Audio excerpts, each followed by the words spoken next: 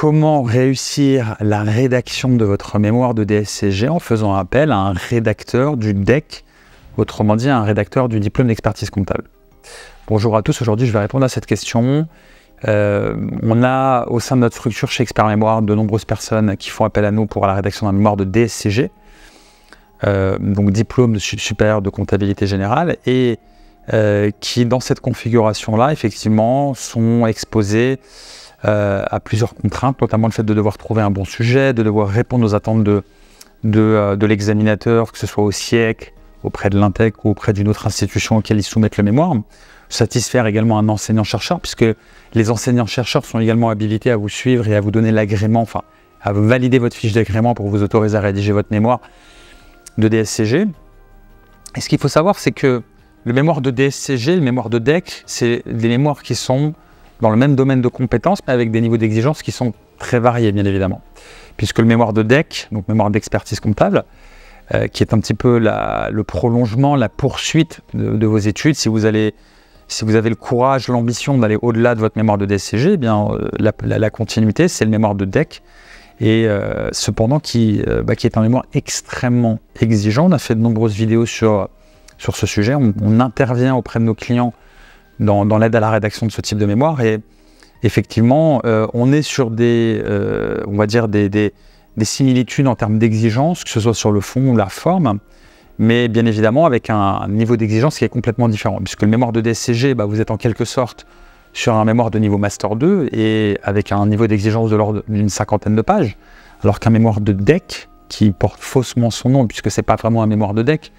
c'est plutôt une thèse de doctorat, puisqu'on est sur 100 pages, plus annexe, création d'outils, etc. Donc 2 fois plus.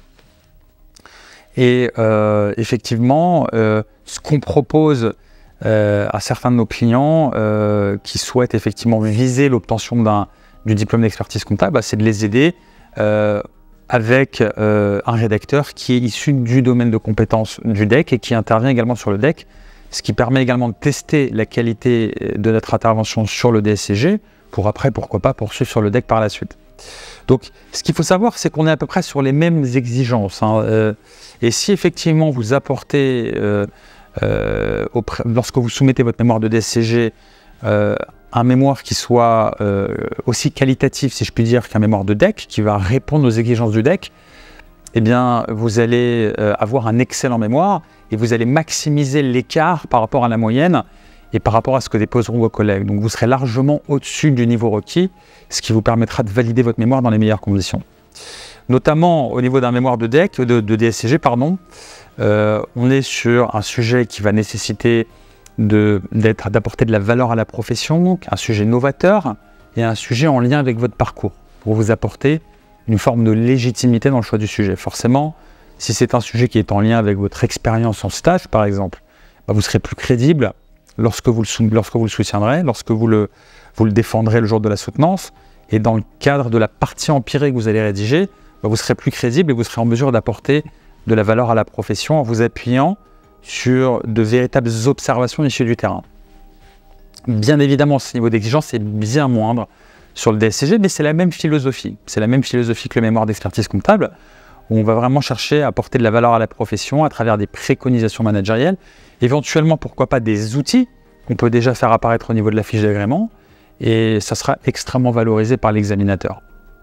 Donc, c'est une très bonne stratégie, à mon sens, de mobiliser un rédacteur du diplôme d'expertise comptable sur la rédaction d'un mémoire de DSCG, puisque vous allez mettre toutes les chances de votre côté, vous allez maximiser la probabilité de validation de ce mémoire, et ça va également vous donner un premier aperçu des attentes qui peuvent être en place, qui peuvent être requises dans le cadre de la rédaction d'un mémoire d'expertise comptable qui, je vous le souhaite, sera, on va dire, l'objectif à venir lorsque vous aurez obtenu votre diplôme du DSCG. Voilà, j'espère que cette vidéo vous apportera quelques éclairages intéressants sur cette question et je vous souhaite bon courage pour la rédaction d'un mémoire de DSCG.